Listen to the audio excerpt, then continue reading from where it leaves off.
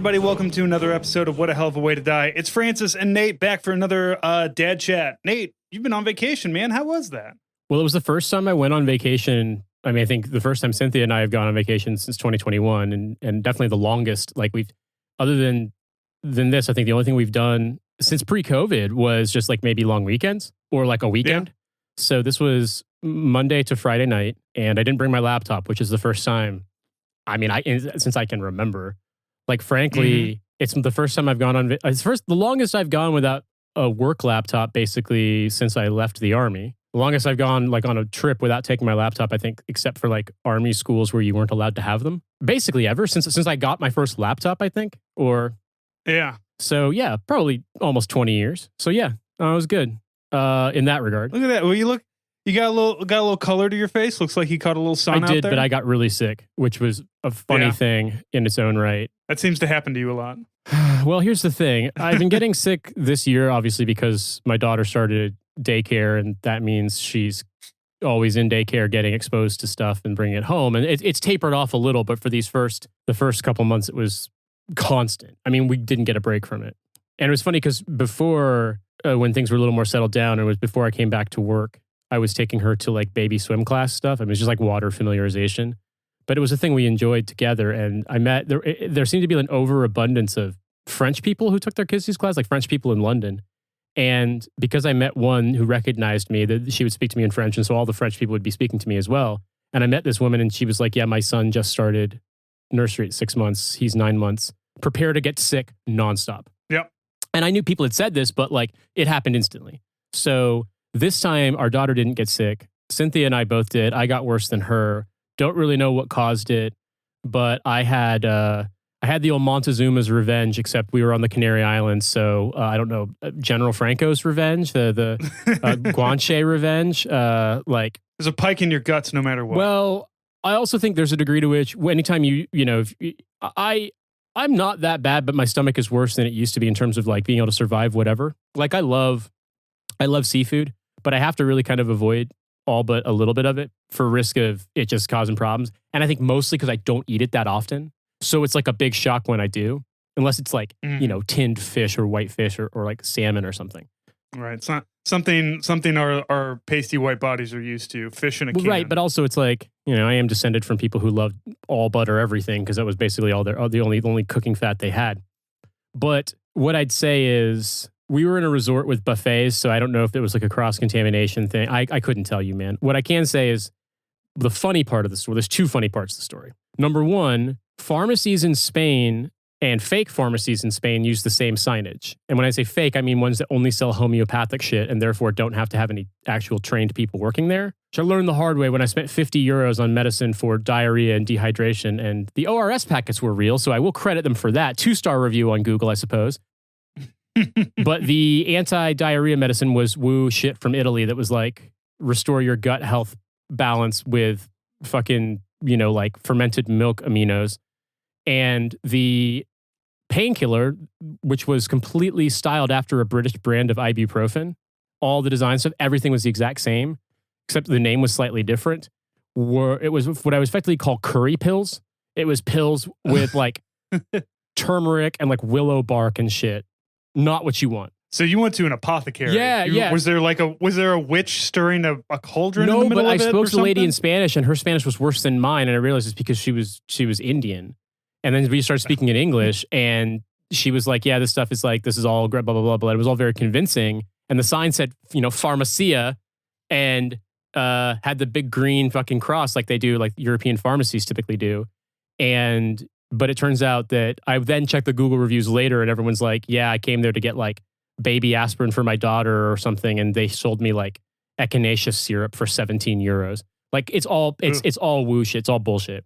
So in Spain. It's all overpriced woo shit too. Yeah. And it's mega marked up for tourists because it was like it's sort of the first accessible by foot pharmacies you'd find walking out of where this hotel was. And so, yeah, that wasn't great. The funny part is, we had an offer from there was a thing they get as a service. I mean, you pay for it, but like at this resort where you could take family photos and like you go around close to sunset when the light's really beautiful and we take, golden hour And photographer takes pictures and you can pick the ones you want. And if you want to get prints, you can, and so on and so forth. So I would say my moment of absolute worst feeling like I was going to die coincided with our appointment.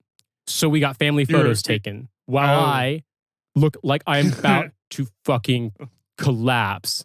But I put on a brave face, which translated into more of a grimace than a smile. A smiling grimace, if you will. There were some good photos. We actually got some really great ones, and they're awesome. You know, as family photos and stuff to give to relatives at holidays. But it's just very funny because I saw some of the photos and I was just like, man, I know myself, and I can, like, that golden hour light is not fucking improving how pale and near death I look. But I will say also, it was actually hotter than normal there because they periodically get like this like hot wind off the Sahara Desert, because the Canary Islands are like 80 miles off the coast of what the last real colony in Africa, Western Sahara. So basically like south of Morocco, north of Mauritania. So it's basically they're islands that geographically are Africa, but they are not a colony or a territory of Spain. The Canary Islands is part of Spain. Like it's literally one of the It's just Spain. It's just kind of like Puerto Rico is just America. Yeah, but the Canary Islands have more voting rights and representation than Puerto Ricans do. Right. Yeah. It's more like Hawaii. Okay. And similarly nefarious mechanism of how they acquired it, but just a long, long time ago. Nobody takes an island gently, you know. Like it's never like this massive country owns this island, and it was good for everybody. Good times for everybody. When we're talking about going to Hawaii, and we're looking at the excursions we can do on Oahu, and one of them is, you can see the royal palace. And yeah, what happened to that royal family? Right. It's that mix of it's the only royal palace in America. Why is that? Why is that? Why is that? I'm curious. Yeah, I mean, so in the Canary Islands case, that whole region from south of the Canaries to Cape Verde, which is where some of Cynthia's ancestors are from. Cape Verde, Madeira, the Canary Islands, the Azores are all in this kind of like Atlantic islands. And the Azores are like more central. They're like straight off of where Portugal is, more or less, but just out in the ocean. And their weather is like pretty chilly and foggy, as I understand it. And then Cape Verde is like not quite in the tropics, but like it's close to it. It's even hotter and more like lush. Canary Islands are basically kind of desert islands. Like they've got some humid areas, some green areas based on the like the wind and the mountains and stuff, but like they are basically desert islands. But they were inhabited, and Azores, Madeira, Cape Verde were not. The Spanish made contact with them and then basically enslaved them all in about 1496. So around the time of the Spanish, the quote unquote discovery of the New World, but the beginning of Spanish colonization of the New World, their sort of first trial run at what they were going to do in the New World was what they did in the Canary Islands. So there are no people left. There are no. I think it's Guanche, where the term they used for they were like, I'm not going to say like Neolithic, but I think they were closer to like the indigenous Australians than say than like the Mayans, for example. You know what I mean? Like they kind of like an advanced Stone Age, kind of like the Native Americans were technically they had pottery, prehistoric Stone Age, but also the Native Americans, had smallpox not ripped through them. The landscape would look a lot different now. Native Americans also, it really depends, because there's some Native American tribes that like were basically hunter-gatherers, and there's some that were like massively urbanized, and the ones who were massively urbanized all died to the point where like we favor the kind of mythology of Plains Indians, and people on horseback hunting buffalo, because like that's who were still around by the middle of the 19th century, whereas like the more urban indigenous communities in the Americas pretty much all got wiped out by ultra plague because they had never had contact with European diseases. Yeah, there was a St. Louis before there was a St. Louis. There was the mounds. We had mounds everywhere, and there's still mounds over on the Illinois side, but on the Missouri side, we left them alone when St. Louis was being developed in the 1800s. It was, they were left alone, and then as expansion happened, they're like, well, we got to do something about these big ass mounds, and that thing was make them flat and get rid of them. But we still have one. There's one mound. It's called Sugarloaf Mound. There was a house on it that somebody had built on it, but that house has been taken down. I think the Osage take care of it. But Yeah, we had a bustling metropolis here, about 20,000 Mississippian people living together, having a good time, and then like in the 1200s, I think they're just like, yeah, and then it just kind of disappeared, and that's what a plague will do. Yeah, I mean, 12th century is not necessarily that's not European contact. Plague, no. But I mean, but there certainly are. I mean, syphilis was not a European invention. I don't think. No, right? syphilis was a they believe syphilis is a New World disease. There's some potential evidence that it might have been in like the Indian subcontinent in small cases, but we're not sure. But in terms of like it becoming a pandemic, that's 100% a Columbian exchange thing. Yeah. Thinking about this, like it was interesting to learn a little bit as I was reading Wikipedia while sick as fuck in a hotel room. But we got some beautiful days in the way. I mean, the sunlight there is incredible. The water's super. Basically, there's the Canary Islands, or at least Gran Canaria and Tenerife, they have like if this kind of weather is your thing, they have the best weather on Earth. It's basically in the 70s and no cloud in the sky, but comfortable humidity, not too dry, 365 days a year. Like they do get rain periodically, but it's pretty low. It is a hot desert climate on an island, but but it doesn't feel like a hot desert because like in terms of like the actual air temperature, it's not really that hot. The sun's pretty intense. I'm not gonna lie. And I don't know, it was beautiful. We got a chance for her daughter to like splash in the beach, and she's not walking yet, but she can stand up with assistance, and she's actually getting to the point where she is standing more, which is amazing to see, and she's crawling a ton. She got mega mobile in the hotel, like just hanging on the bed with us. So she was a great flyer too. I was really happy, super great flyer. So I gotta say, with our daughter, we noticed that every time that we would go on vacation with her, she would make leaps and bounds of advancement. She would come back with like, especially when she was younger, she'd come back with like a whole new vocabulary. She was running, like the same thing. Like you get the kid into, I don't know, maybe it's just my kid, maybe it's all kids. But you get them into a different environment, and suddenly they start kind of picking new stuff up, and it's a new place to explore. So. Yeah, I mean, I think that she probably missed out on seeing her friends at nursery, but like she was spending time with us, just us. It was the three of us basically together the whole time, unless. Cynthia went went running a couple of times, but other than that, pretty much everything we did together. And that was nice. Look, it sucked being sick. It was annoying. I think if I could have gotten medicine, I would have been able to like nip it in the bud, and then I wouldn't have gotten so. I wasn't really dehydrated, but that kind of like nutrient deprived state you're in when stuff's not working correctly. But it was still nice, and I will say it's interesting just how what's the right word here? Like, I think it also kind of dawned on me how. Like scatterbrained, exhausted I've been, but I'm getting a little better about being able to kind of like take a step back and have people help me and just do like managing the work of other people so that I'm not trying to do it all myself. And I told Cynthia, like, I made a mistake and I realized on Monday morning I had to fix it beforehand and sort the problem. But I was like, told Cynthia, I'm like, do not worry. I am not going back on my promise. I am not bringing my laptop. And I didn't, Yeah. I mean, look, you're an officer. You delegate, right? Like you gotta learn how to. Great at that. I mean, circumstances forced it, but you also have to realize too that I was an officer, I was a platoon leader, and then I was a headquarters company XO. So I either was doing my job like where there was delegate, but it was like very much a rote thing, like stuff you break down to your subordinates, or as a HHC XO, it was like. I can't exactly micromanage a CW4 now, can I? I mean, I could try, but like fucking managing the motor pool and like the supply or there's the I can't remember the name, the acronyms for the things like the sort of like supply updates where it tells you about like all the things that have been ordered and what their status is, all that stuff. Like there were so many jobs where like they almost did themselves, and I just had to like check with them once a week to make sure everything was going good, and that was it. Yeah. Check in, see if they need anything. Then I ran this compound where it was like a liaison compound with the Afghan military, so nothing about the job was defined, and I was the only officer, and I had one very junior NCO and a bunch of soldiers that just were doing like talk radio duty. You know what I mean? So that, and then I was basically a staff officer in the 3 shop the rest of my career. Other than when I was in school, because I was getting ready to. Well, I went to SF selection. I got selected. I went to the Q course. I had to go the captain's career course and the Q course. and I quit and I went to Korea and I was in the 3 shop again until I got out of the army. So that last hitch in Korea where I had a really good boss who's like, I think he just promoted to colonel now, full colonel, which I'm like, hell yeah, dude, that seems fast.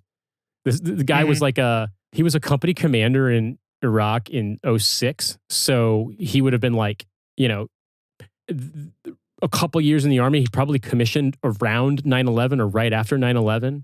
So he's a 06 now. That seems fast to me. So I'm happy for him. He was a really good 24 years. I don't know. Yeah, I guess you're right. 24 years. That makes sense. Yeah, could be because 20 years, lieutenant colonel, battalion commander, and all that shit. You know. Yeah, to get up to 06, I think that's a reasonable amount of time. He was a really good boss, but he was like, no, I will fucking break you of this habit. You are going to delegate. Like, you have to delegate. You are going to kill yourself doing this. Like, you've got to do it. And I try to take those lessons to heart now, both because I have to. There's no way I can do all this anymore with everything I got going on. And because it's something about that I don't really like about my sort of professional method, and I want to improve it. Mm-hmm. So this morning, let me tell you about my kid. Turning 9 on Thursday. So everybody say happy birthday. This morning, so she's got camp all week, and we got a lot of stuff planned. So she's going to the science center, and I went to wake her up this morning to make sure she's ready for bed on time. And I noticed like there's little piles of what looks like wax all over her floor, like she's been carving something. And it's all over her bed too. And so she's still asleep, and I'm just kind of like, what is this? She's like, I don't know. I'm like, no, what is this? This is all over your room. What is this? I don't know. And finally I was like, you have to get out of bed because there's something all over your bed. There's something all over your floor.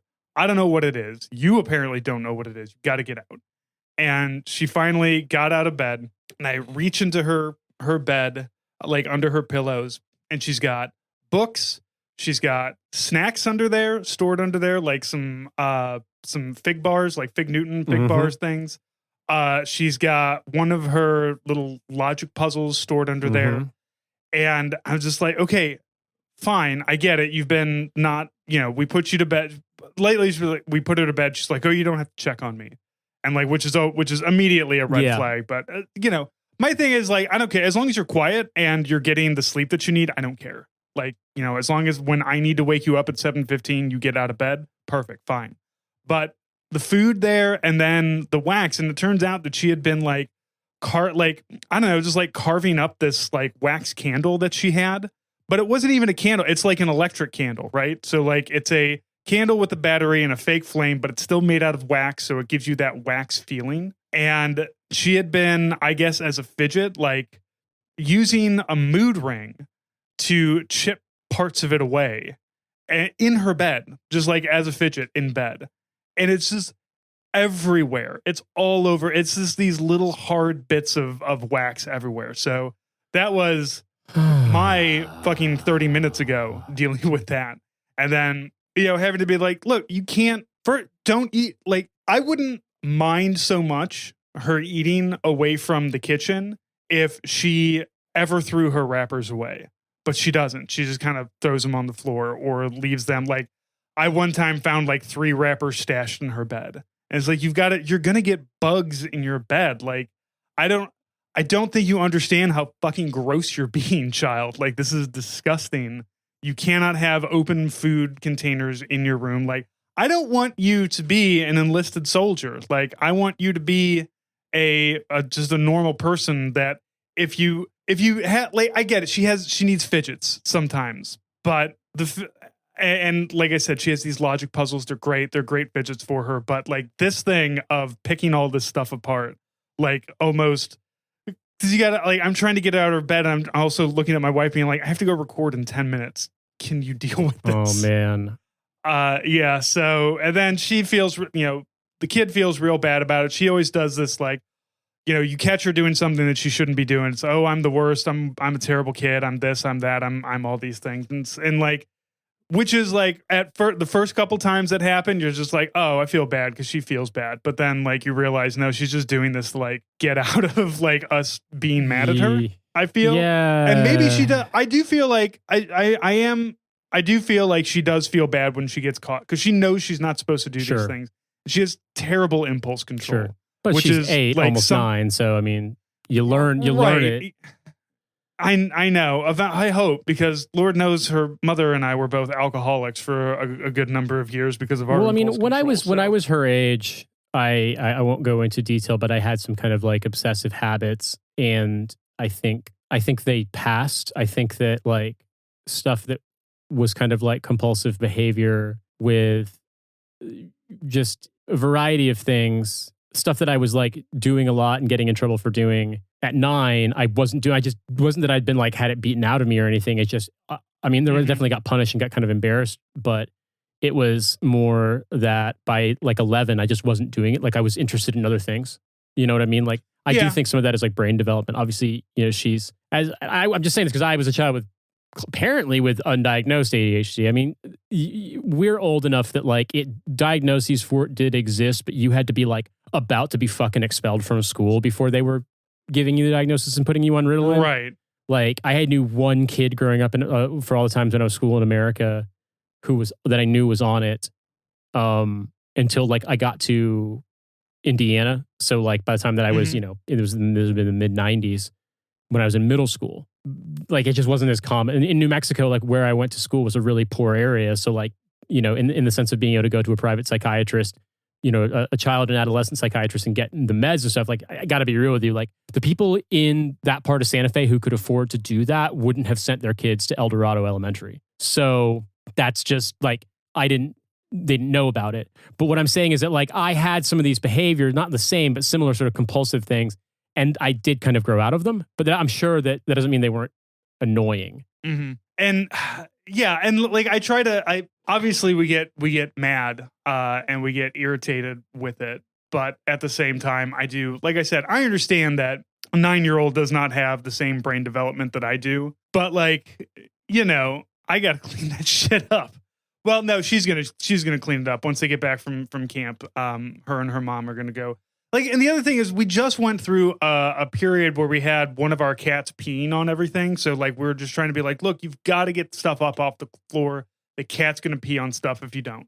And we've taken care of that. That problem is solved. Cat is no longer peeing on things. But like, I guess that just didn't like stick in her brain of like, the cat's going to piss on your stuff if you stop doing this, if you don't stop doing this, or the same, like that. And you know, she's fine. She's like, oh, I'm perfectly comfortable laying in all of this. Right, but it doesn't matter. It's bad for you. It's bad for your skin. It's going to get in stuff. If it gets melted in the washing machine, the dryer, it's going to get gross as hell. Like it has to be vacuumed up. It has to be removed. Like if you breathe it in, it's bad. If you swallow it, it's bad. Like, yeah, it's just, ugh. Yeah. It's well, obviously our daughter's not that age yet. I think for us, the thing recently has just been that we're just hoping that because we actually have a moving date now.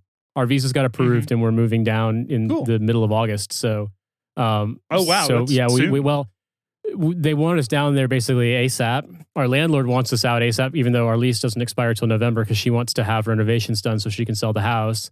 And Cynthia's she wants that £1 million. She sure for the fucking house, does. Right? And Cynthia's job basically from I think August 15th onward, her contract allows her to work in Switzerland as a Swiss based employee.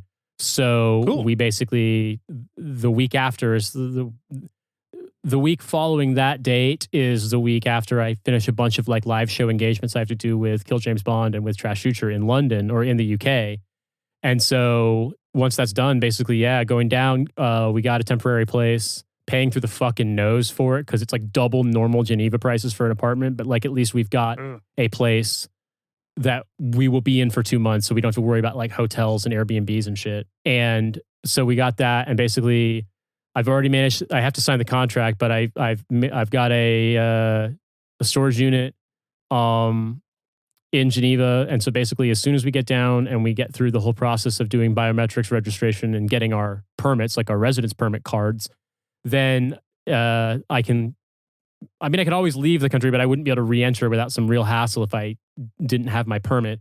So I'll wait. Once I have the permit, I'll go back solo to London. We're speaking to people this week about trying to arrange to hire like a temporary like babysitter nanny kind of thing.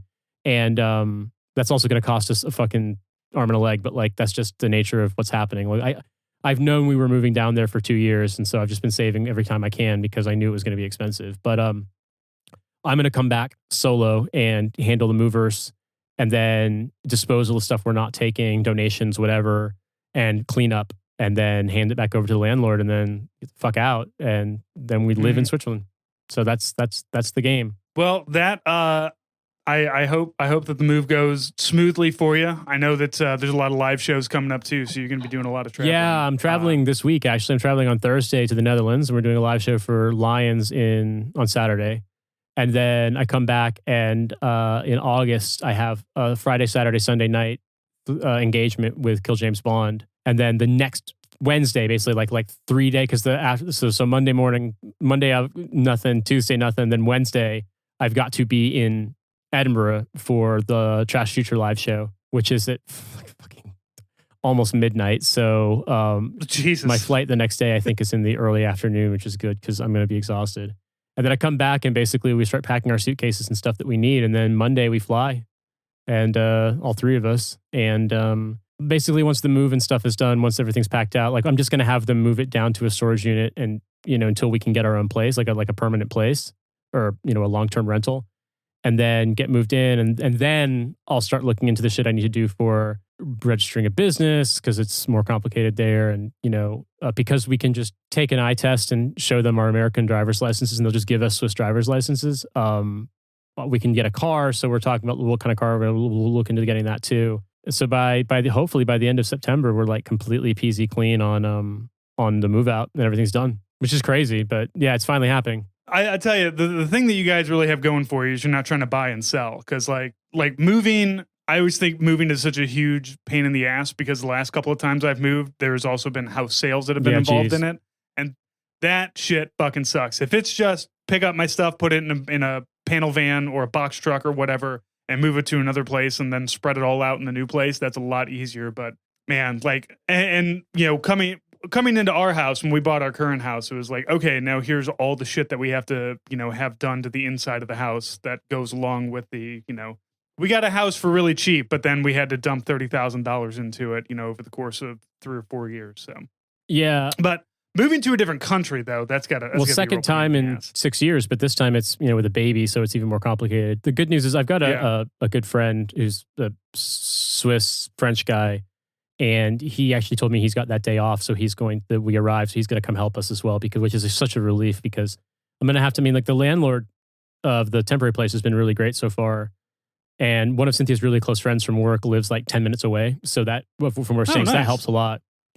So you got some people there. Yeah, but we're going to arrive at like 4 o'clock in the afternoon, and then I have to basically go get the keys and get us in, and, God willing, everything's good, and we, are in a place. And her friend is going to receive a delivery for us of an IKEA baby cot. So then basically we'll get everybody in, and then I'll go grab that from her, and then I'll take it over and build a baby cot. Put the mattress on the floor, put the baby in the baby cot. Good to go. You're already there. Yeah, 90% of the way there. We'll see how it goes with what, I don't know. Cynthia's going to pick it out, and if I have to build it IKEA style, I'll build it. If it's like a quick assembly thing, cool.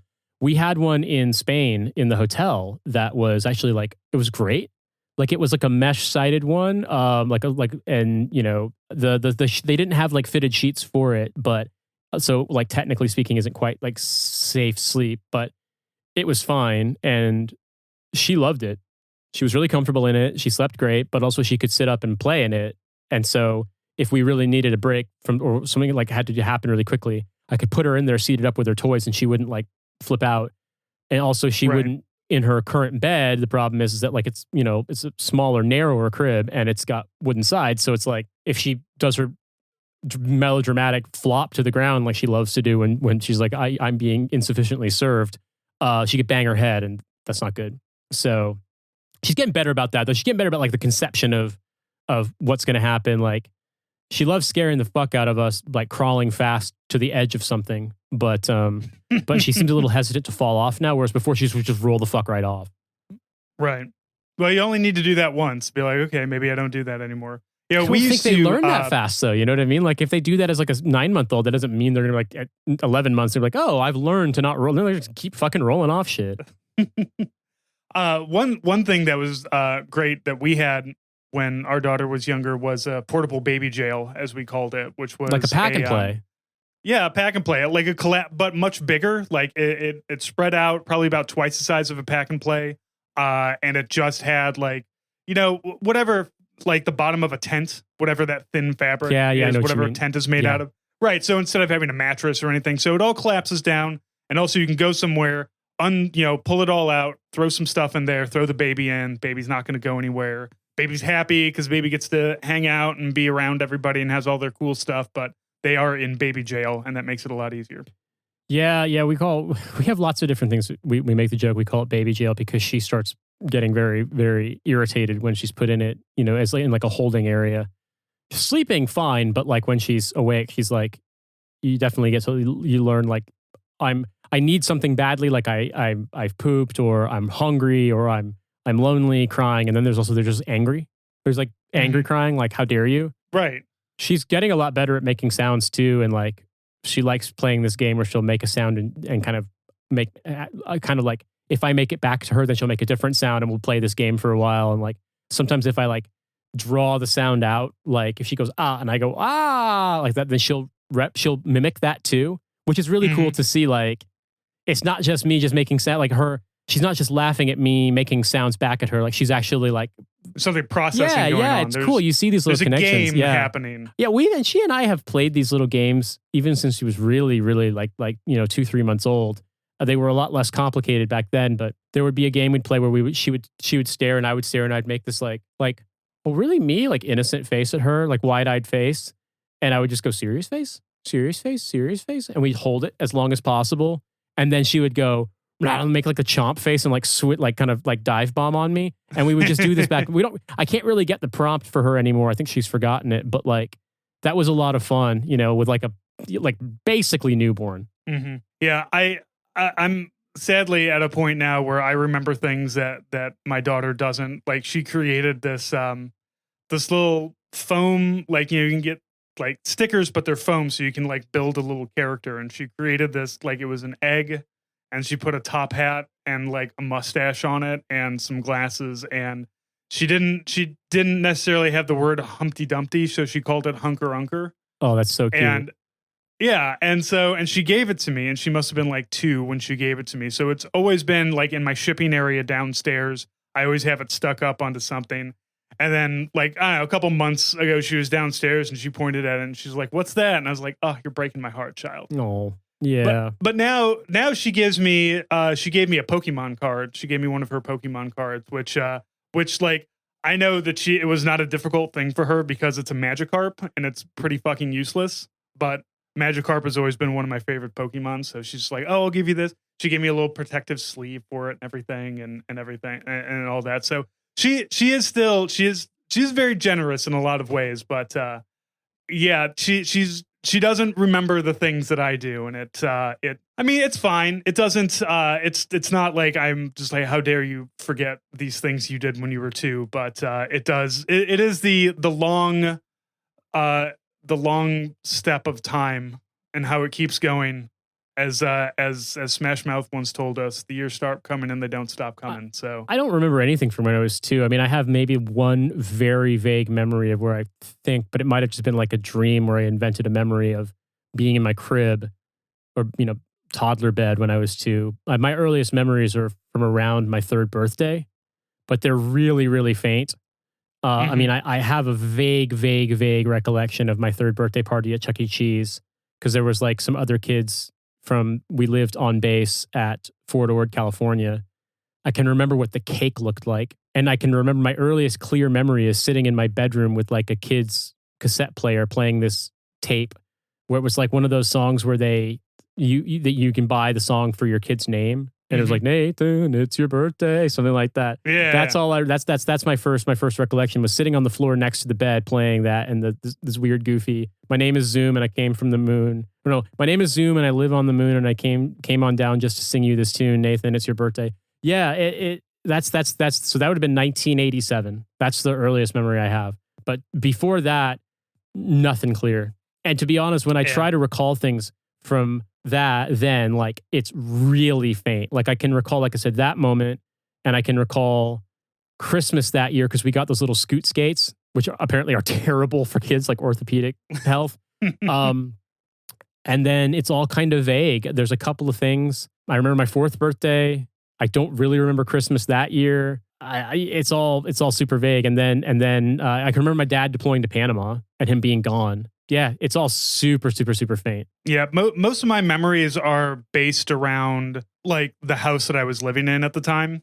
Because from birth until I think I was like 13, we lived in the house, and then 13, my entire teen years were in another house, and then I joined the army, and then there was a lot of moving around there. But I do have a lot of vague memories of that old house and things happening in it. I think I have like some memories of like a 3rd or 4th birthday, but like it's one of those memories that like the way that it is in my head, I know that that's not how I'm remembering it, because for whatever reason in my head, I'm seeing everything from a third person, like a camera, like a single camera shot of the birthday is how I'm remembering it. So I'm in my own memory opening up a present that was like this big Fisher Price crane set or something probably like that. remember it, but you also remember seeing a picture of it. Yeah, that would make sense. But you probably saw a picture of it like as a little kid, so kind of embedded. I wonder sometimes if maybe my memory of being in my crib was that I saw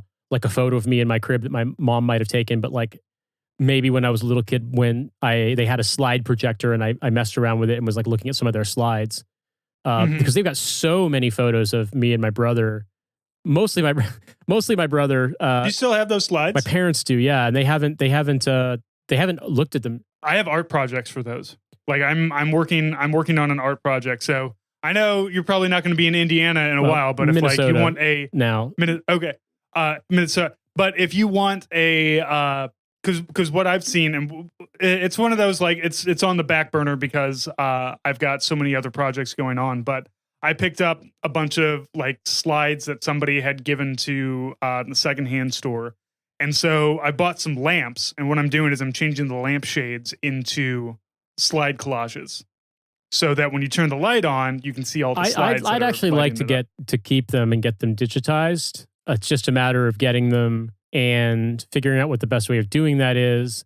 And then also it sounds weird as fuck, but it's a real concern. I don't really know, legally speaking, what you're supposed to do if you're digitizing old things and there's lots of naked baby photos.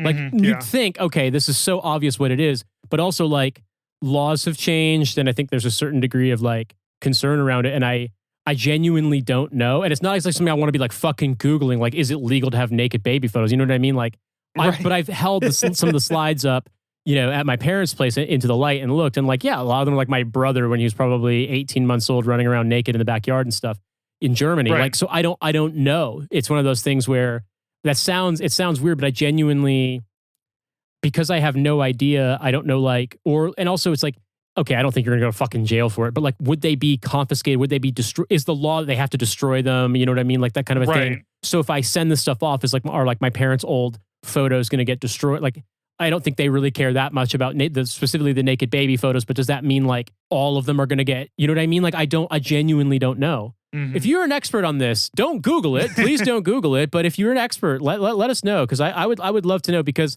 I know that like there was a time when you could get pretty high quality scanning equipment for film negatives and slides, but it's actually, in my experience, harder to find now because we've been in all digital for so long that the popularity of do it yourself slide and negative digitization like has kind of waned, and so there aren't like a lot of kind of consumer side ones. There's like professional ones for sure, but I don't need to buy a professional film scanner. Well, there is like so there's like little viewing things that you can get that you can load the slide into and look at it, and there's ones that you can put your camera, your phone on top of and take a picture. I've seen those. Yeah, as it lights it up behind, but it's not really the same though, right? A lot of these though are probably shot on relatively low speed Kodachrome and old slide film, and so like if you can actually scan them in a way that's like faithful to, if you can kind of maximize the possibility of like what's in terms of like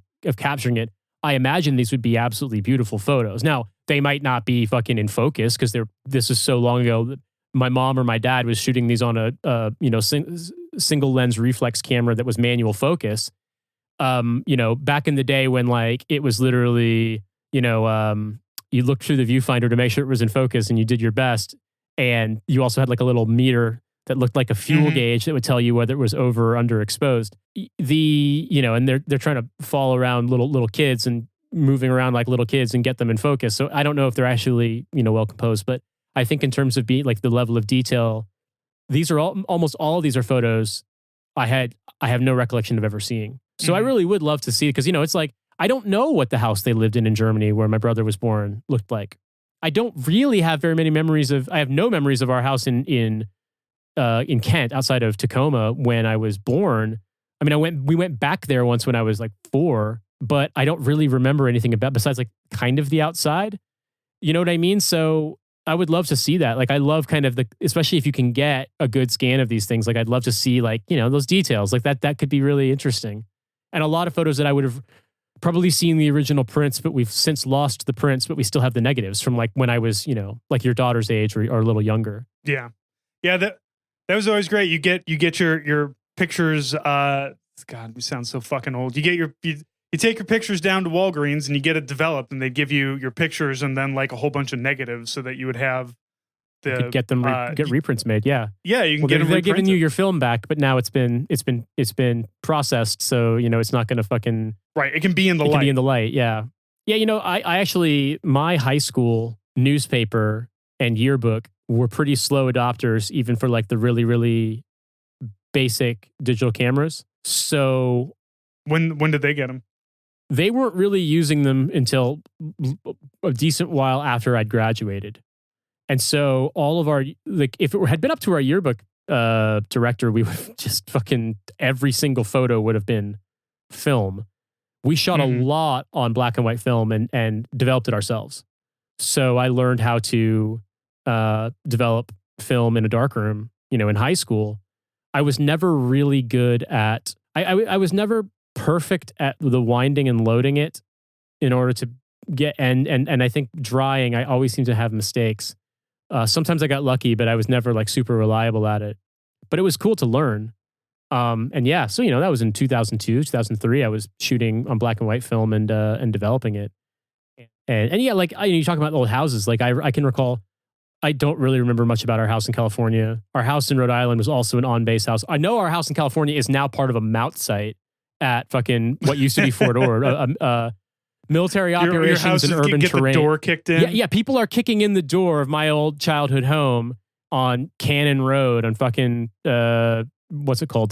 Fort Ord, and yeah, doing room clearing. Yeah, not anymore on Fort Ord. Oh, is it? Have they? It was a Mount. Oh, Ord's been closed. Well, I know it's been closed, time. But they still use the base housing as as part of the Presidio.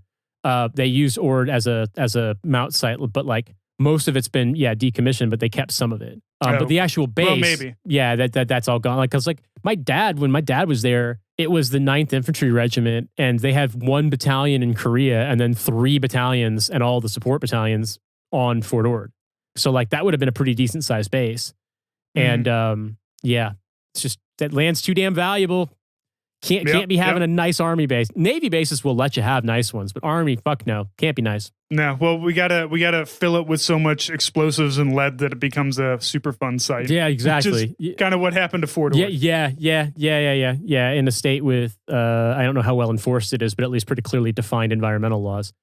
Yeah. God, yeah. I was on Hunter Liggett at one point, and it was Hunter Liggett's in California, and there was a generator that they had running that was leaking oil, and they didn't find out that it was leaking oil or gas or whatever, and they didn't put a fucking drip pan under it. You always put a fucking drip pan under your stuff. These guys didn't. So they were like, they found out, and somebody came down and was like, you have to remove all the dirt. Yeah, you have to dig out the dirt, and you have to pack it out into like MRE bags or sandbags or whatever, and basically quarantine it. Yeah. Yeah. Thank God somebody found somebody with a ditch digger, because it was that much oil. Oh God, it was like they were digging with entrenching tools, And then after like about 30 minutes and they kept hitting oil, they're like, fuck. I love going on a fucking FTX and it becomes the Exxon Valdez, but on land. Yeah. And it's all just in like one spot. It's not like it's, spreading around and getting on the penguins, but also, we want to be good stewards of our environment, and the Army is gross enough when it comes to these kinds of things. So yeah, it sucked, but also it wasn't my fault. Therefore, it wasn't my cleanup. So it was. I dug for like maybe about 10 minutes, and I was like, I've got public affairs stuff to do. I was thinking about this. I should make it a point to take some pictures of our house, even though it's a fucking mess, of like the rooms, what it's like, so I can, I'm sure my daughter will be curious about what our house in London was like. So that way she can see it and have some idea. I feel like that's a good, I would have forgot. So thank you for bringing that up. Because I was thinking about I remember our house in Rhode Island and our house in California not only blend in my mind, but I think they might have literally been the same floor plan, because they were military single story military base housing. But our house in Germany, I do have recollections of it. It was like a German townhouse with balconies and stuff. So yeah, I wish I had more. I wish we had like easy to film video back in those days. You could have a like real memory of what it looked like. So I'll try to do that for her. Maybe she'll appreciate that. I hope she doesn't want to be like, oh, I'm actually British and. Two terrible things that could happen to our children. Mine joins the military, and yours decides to be British. Cynthia and I had this conversation that I really don't want our daughter to join the military. If we had a son in Switzerland, he'd have to if we became citizens, because it's conscription, unless he wanted to do military, like alternate service. It's pretty hard to be a conscientious objector, but you can do like alternate service. And it's like, yeah, go be a fucking paramedic or drive an ambulance. Great. That's great. Do that. Yeah. Not just because the fact that like I'm wary of being in the military now, but also like everyone I know who's in the Swiss military is like, it is a huge waste of time. But we said that if we had a child who decided to volunteer for the military, we would be disappointed, but we'd understand for a variety of reasons. Where we feel as though we had failed is if our child is like, I want to be a cop. Right. Yeah. And we have that problem because my daughter thinks cops are very cool, but it's because she's very rules based, right? She likes rules, and she sees cops as the people who enforce those rules and keep you safe. And like, we have told her is like, look, that's not how I understand like in the books you read, that's how cops work, but that's not how cops work in the real world. Like they're not people for you to necessarily feel safe around. And like when I see cops on our street, I get worried because I know that there could be some shit that's about to go down. That I know that there's a problem that's happening that the cops are probably going to make worse. I feel like the angle for that, I mean, if it's a thing where you feel like you want to have that conversation, knowing my own brain similarities to what you're describing in your daughter, I think choosing the angle of fairness and how unfair it is what they do to people, like that, I think without having to get into like the scary details, it's not really appropriate for a kid that age. I'm aware that many, many, many children in America and around the world are forced to learn that at a very young age. But like, I think even the people who were forced to would probably would like to not have been. And so I'm thinking like, the fairness angle to me seems like the best one. Yeah. And she also like, she does understand fairness because during Juneteenth, when we were talking about that holiday with her, and she's like, yeah, it's frees the slaves. It's like, well, pump the brakes there, because let's talk about the prison industrial complex. And she was immediate. She's just, like, I think the net 2 days later, like, oh, let's order some Domino's. I don't want to cook. She's just like, well, I really like Domino's, but I don't like that they use, I like them less because I know they use prison labor. And like, all right, right on. Like being, yeah. So yeah, I think the fairness angle will work. I think that'll be a good, because she does understand that, like, look, we put people in jail and then we force them to do work for pennies per hour, and and it's not fair. And we absolutely put people in prison specifically for these reasons, to have cheap labor, and it is a form of slavery. And it's like, okay, so she's understanding that, like, yes, that slavery as we know it in America is chattel slavery, but that doesn't mean that there isn't other forms of it. Yeah, I mean, that's the thing that's a constant thing in Europe is people who are trafficked into countries where they have no real, they get their passports. Yeah, no recourse to any kind of like amnesty or any sort of like migrant rights stuff, and who are, more or less the backbone of the agricultural industry in a lot of these countries. It's slavery. But yeah. Do we have a Ask a Dad? We do have an Ask a Dad question. So this one is from the Discord. If you are a member of our Patreon, you can get access to the Discord. Any level that you give at the Patreon will get you access to the Discord, which we share with Lions Led by Donkeys. This one is from that Discord. It's asks now, and I wonder if you've ever done this. How do I start to build a computer? Have you ever built your own computer? Oh yeah, man. Yeah. I figure you probably have. So like 2024, I haven't built a computer since I got back from Iraq 15 years ago. And now I just buy laptops that are already pre-built. So how would you go about, if you need to build a tower for what you do? So I would say, just so people understand this, because people who want to build a computer may not know this off the bat, you cannot build a Mac. I mean, nope, you can't. You buy them from Apple.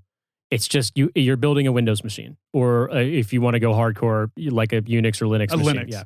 Yeah. Honestly, a thing that didn't exist in 1998 when I first built a computer is a website called PCPartPicker.com. Mm-hmm. Go to PCPartPicker.com and they will let you spec out a machine, and you can pick based on the chipset, if it's going to be an AMD or an Intel, what motherboard you want, and then parts, what's going to be compatible. It'll give you your running cost. It'll tell you how much power usage it's going to have, so you can pick the right power supply. And then you can pick cases. Cases nowadays oftentimes will also have some recommendations based on how easy or difficult they are to build. Like, are they for beginners or advanced? Obviously, a very small case with a lot of peripherals in it is going to be a challenge.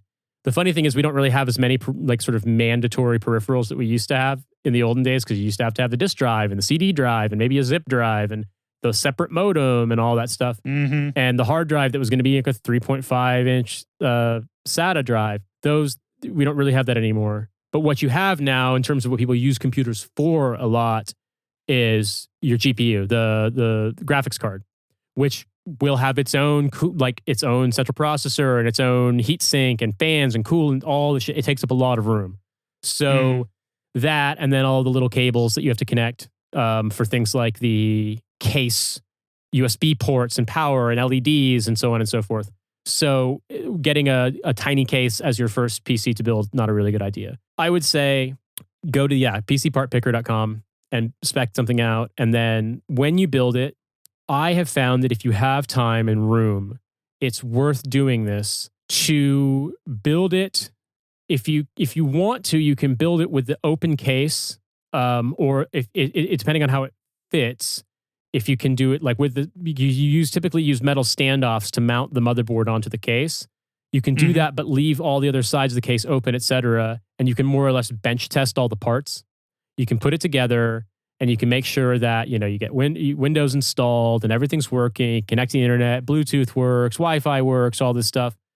I'm kind of agnostic on whether you should get a board with built-in Wi-Fi and Bluetooth or not. I think it's often better because you don't have to deal with losing one of your internal USB header connectors for the data thing for Bluetooth. But also, I've had this problem with our computer upstairs. Sometimes you'll buy a motherboard and it's got Wi-Fi and Bluetooth just sucks. It's just fucking bad. And there's not a lot you can do in that situation besides get a Bluetooth card, and then you're back in the same problem. But yeah, you do that, and I would say bench test it. One thing that will spare you a lot of annoyance to know this in advance is that, for one, get a Windows install, like a thumbstick, like a USB stick. Get that done in advance, or buy one if you want to buy a legit one off. I say legit, they're all going to be Microsoft stuff because you use a Microsoft tool to make one. But it can be a lot easier if you just buy one from Microsoft that has the serial number, the license key, and then you have the little stick. Another thing to bear this in mind, this is very important. When you are in network configure or in basic setup configuration, and obviously when you are if you have to go into BIOS in the actual configuration of the motherboard itself and the system properties, Bluetooth mice and keyboards will not work. You will not be able to connect. Yep. So you need, at a bare minimum, you need a wireless mouse and keyboard with a USB stick that plugs in to connect, so it's effectively a hardwired connection.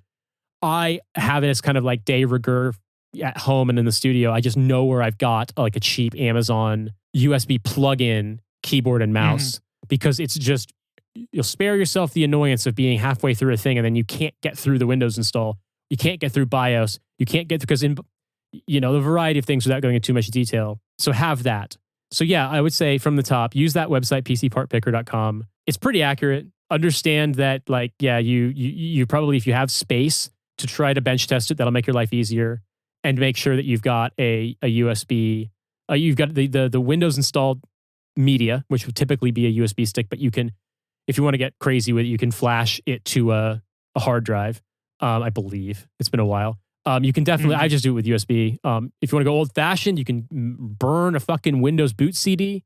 You're gonna have a CD drive in there, and but yeah, have the USB mouse and keyboard. Flash is how that works. Yeah.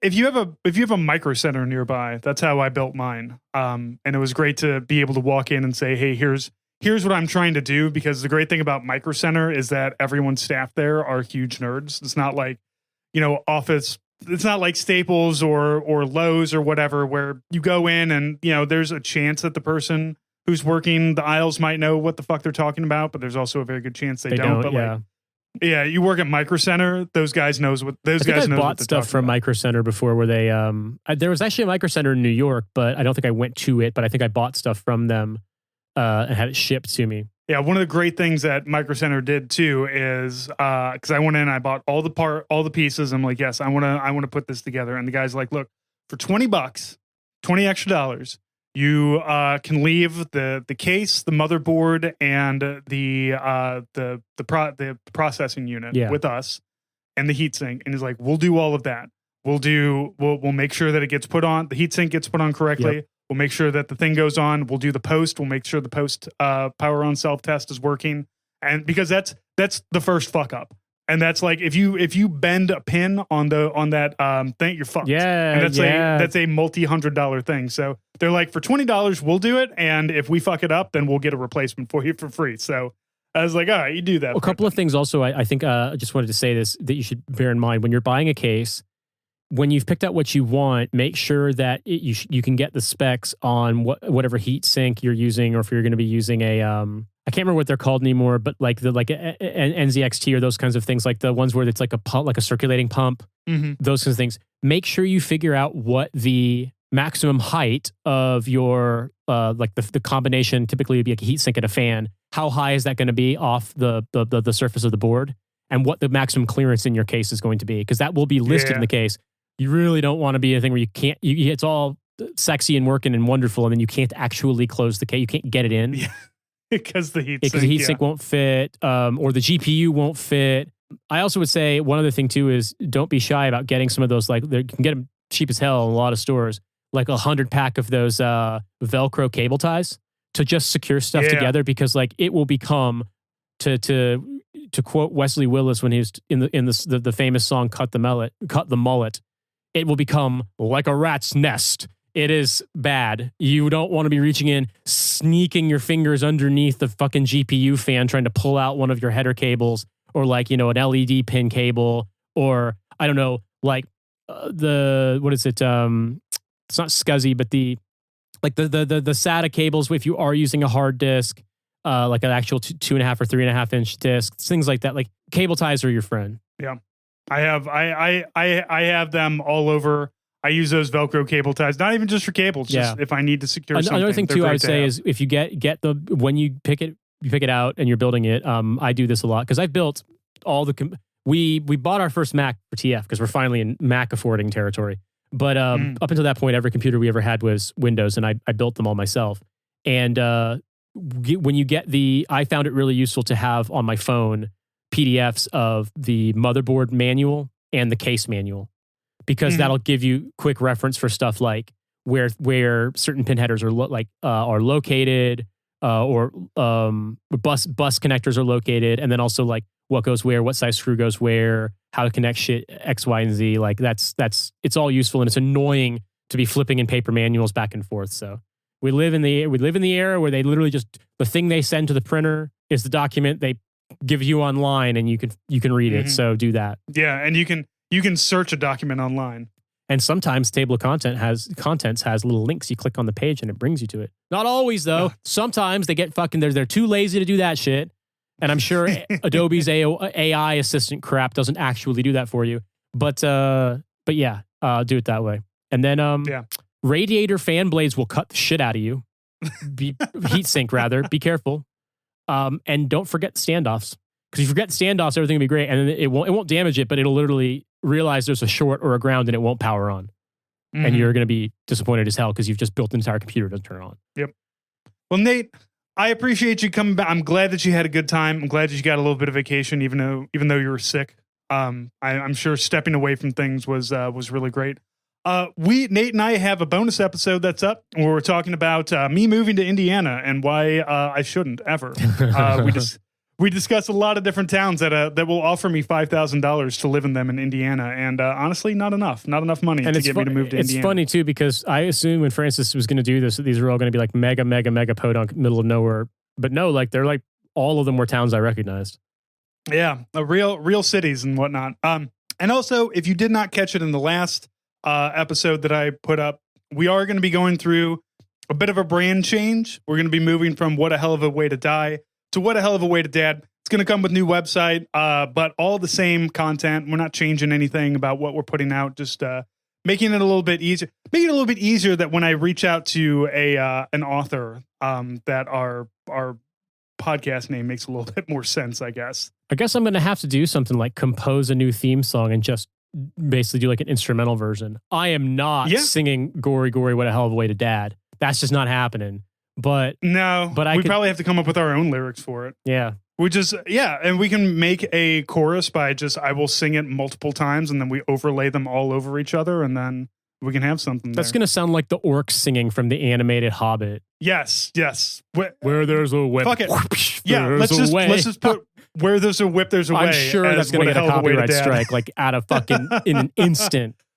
Fuck it, where's Rankin Bass? Yeah, I was what are they going to do? That kind of shit, doing something like that gets your show taken down faster than if the Eye of Sauron had spotted it. Like, yeah, I'm surprised that 8 years in we haven't gotten taken down over what a hell of a way to die one. Well, it's public domain, but we did at one point have a copyright strike because you played the intro to Heaven Knows I'm Miserable Now by the Smiths. Oh, yeah, we can't do that. I was happy in the haze of a drunken hour. Yeah, great song. Anyway, so you can find all of our stuff on patreon.com/hell of a way to die. That's not going to change for right now. Just, SEO and whatnot. But otherwise, everything else is going to stay the same. And we're going to keep coming at you with more content, more dad stuff. I got some more dads lined up to talk. I got some authors lined up to talk. So we got a lot of stuff coming for you. So everybody, thank you for listening. Nate, thank you for joining me, and we'll talk to you next week. Have a good one.